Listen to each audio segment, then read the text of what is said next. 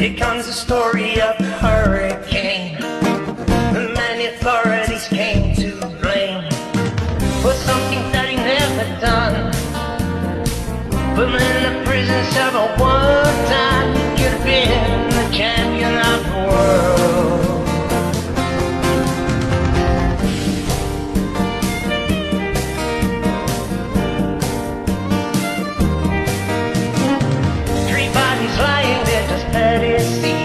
And another man named Bello moving around mysteriously. I didn't do it, he said, and he throws up his hands. I was only robbing the register, I hope you understand. I saw him leave and he says, and he stops. One of us had better call up the cops. And so Patty calls the cops. And they arrive on the scene with their red lights flashing high New Jersey night.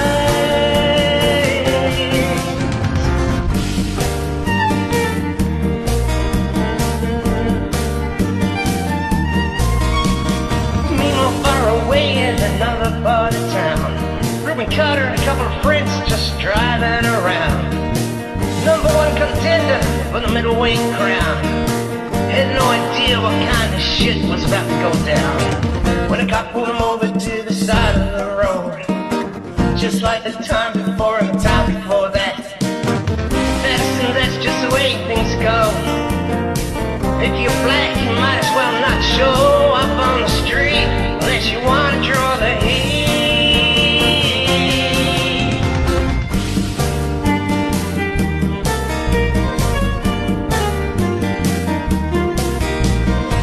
Alfred Bello had a partner and had a rap full of cops. Him and Dexter Bradley were just out prowling around. He said, I saw 2 men running out there, looked like middleweights. They jumped into a white car with out-of-state plates. And Miss Betty Valentine just nodded her head. Cop says, wait a minute, boys, this one's not dead. So they took him to the infirmary. And though this man could hardly see, he told them I could identify the guilty man.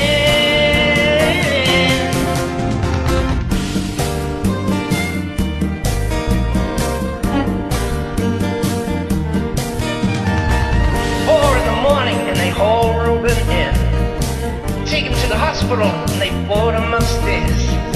The man looks up through his one dying eye and says, what'd you bring him in here for? He ain't the guy.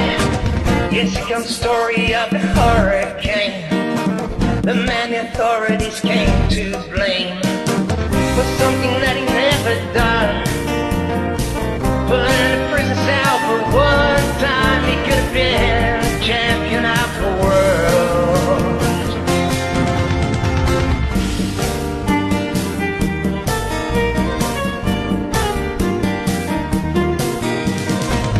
Four months later, the ghettos are inflamed.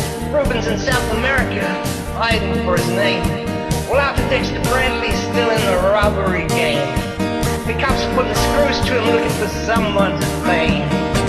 Remember that murder that just happened in a bar? Remember you said you saw the getaway car? You think you'd like to play ball with the law? Think it might have been that fighter that you saw running that night. Don't forget that you are white.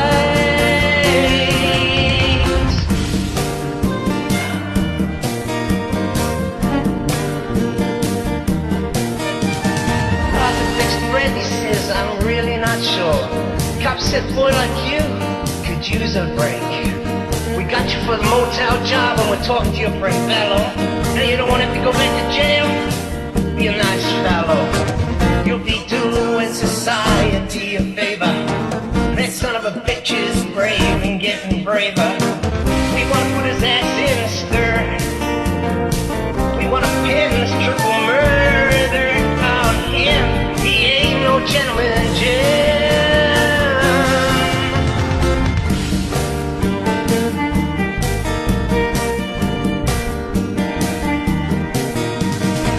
Rubin could take a man out with just one punch, but he never did like to talk about it all that much. It's my work, he'd say, I do it for pay. And when it's over, just as soon go on my way. Up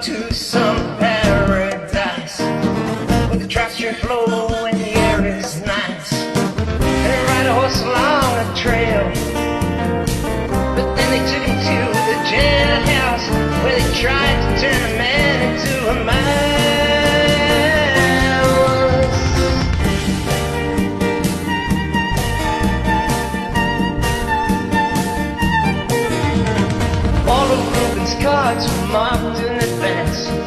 Trials a big circus, he never had a chance. The judge made Rubin's witnesses drunkards from the slums. To the white folks who watched, he was a revolutionary bum. To the black folks, he was just a crazy nigga. No one doubted that he pulled the trigger. And no, they could not produce a gun. The DA said he was the one who did the deed, and the all-white jury agreed.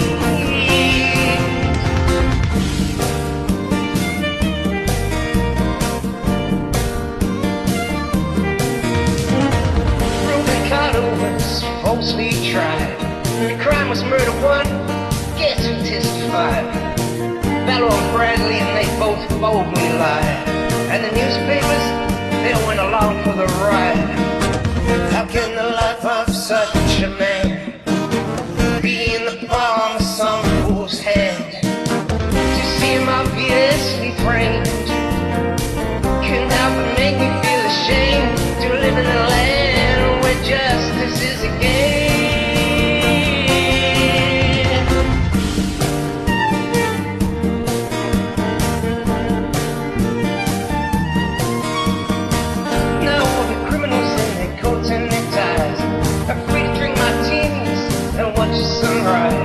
While Rubin sits like Buddha in a 10-foot cell, an innocent man in a living hell. Yes, that's the story of the hurricane, but it won't be over till they clear his name and give him back the time he's done. Put in a prison cell for one time, he could have been the champion of the world.